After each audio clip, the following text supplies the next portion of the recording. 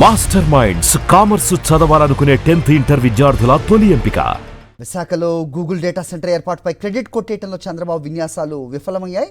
అది Adani data centre అని ఆధారాలతో వైఎస్ జగన్ బహిర్గతం చేయడంతో వెనక్కి తగ్గారు. అదానీ భారతీ ఎయిర్టెల్ గ్రూపుల భాగస్వామ్యంతో దాన్ని గూగుల్ ఏర్పాటు చేస్తోందని అంగీకరించారు. అలాగే భూములు అదానీ పేరిటే బదలాయించి ప్రోత్సాహకాలు సైతం కల్పిస్తూ సవరణ ఉత్తర్వులు జారీ చేశారు. మొన్న ఎన్టీపీసీ గ్రీన్ పవర్, నిన్న రెన్యూ పవర్, నేడు డేటా సెంటర్. విశాఖ కేంద్రంగా గత ప్రభుత్వం తీసుకొచ్చిన ప్రాజెక్టులను తన ఖాతాలో వేసుకోవడంలో ముఖ్యమంత్రి చంద్రబాబు నాయుడు స్పీడ్ పెంచారు. మాజీ సీఎం వైఎస్ జగన్మోహన్ రెడ్డి కృషితో విశాఖలో అదానీ డేటా సెంటర్ సాకారం కాగా దానిని గూగుల్ డేటా సెంటర్ అంటూ క్రెడిట్ దోపిడీకి పాల్పడుతున్నారు. అయితే అది అదానీ డేటా సెంటరే అని సాక్ష్యాధారాలతో వైఎస్ జగన్ ఇప్పటికే బయటపెట్టడంతో చంద్రబాబు సర్కార్ ఒప్పుకోక తప్పని పరిస్థితి ఏర్పడింది. విశాఖలో artificial intelligence data centre Adani Bharti Airtel గ్రూపుల భాగస్వామ్యంతో గూగుల్ ఏర్పాటు చేస్తోందని అంగీకరించడంతో పాటు భూములు అదానీ పేరిటే బదలాయించి ప్రోత్సాహకాలు సైతం కల్పిస్తూ సవరణ ఉత్తర్వులు జారీ చేయటమే దీనికి నిదర్శనం. చంద్రబాబు క్రెడిట్ చోరీని వైఎస్ఆర్సీపీ అధ్యక్షుడు మాజీ సీఎం వైఎస్ జగన్మోహన్ రెడ్డి సాక్ష్యాధారాలతో మీడియా సమక్షంలో ఎండగట్టారు.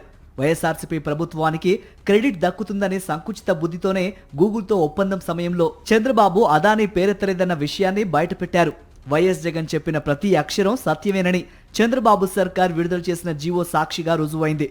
క్రెడిట్ చోరీని కప్పిపుచ్చేందుకు తొలుత గూగుల్ పేరిట జీవో విడుదల చేసి ఆ తర్వాత ఆ భూములను అదానీ ఇన్ఫ్రా పేరు మీదకు బదలాయించడమే దీనికి తార్కాణం. విశాఖలో డేటా సెంటర్ ఏర్పాటుకు 2023 మే 3న మాజీ సీఎం వైఎస్ జగన్ శంకుస్థాపన చేశారు. డేటా సెంటర్ కోసం గత ప్రభుత్వం 190 ఎకరాల భూమిని కూడా కేటాయించింది. చంద్రబాబు సర్కార్ చెబుతున్న డేటా సెంటర్ను తాము నిర్మించడం లేదని, దీన్ని అదానీ గ్రూపే చేపడుతోందని, అందువల్ల భూమిని కూడా అదానీ ఇన్ఫ్రాకే కేటాయించాలని కోరుతూ గూగుల్ ప్రతినిధి అలెగ్జాండర్ స్మిత్ గత ఏడాది అక్టోబర్లో రాష్ట్ర ఐటీ శాఖ కార్యదర్శి భాస్కర్కు లేఖ రాశారు. ఇదే విషయాన్ని ప్రస్తావిస్తూ గత ప్రభుత్వ కృషితో సాకారమైన డేటా సెంటర్ను చంద్రబాబు అబద్ధాలతో తన ఖాతాలో ఎలా వేసుకున్నారో వైఎస్ జగన్ సాక్ష్యాలతో ఎండగట్టారు. డేటా సెంటర్ పనులకు శంకుస్థాపన చేయడంతో పాటు సబ్సీ కేబుల్లు సింగపూర్ నుంచి విశాఖకు ఏర్పాటుకు వైఎస్ జగన్ అంకురార్పణ చేశారు. ఈ డేటా సెంటర్ ద్వారా విశాఖలో ఎకోసిస్టమ్ ఏర్పడుతుందని, తద్వారా గ్లోబల్ క్యాపబుల్ సెంటర్స్ వస్తాయని వైఎస్ జగన్ గతంలో పేర్కొన్నారు.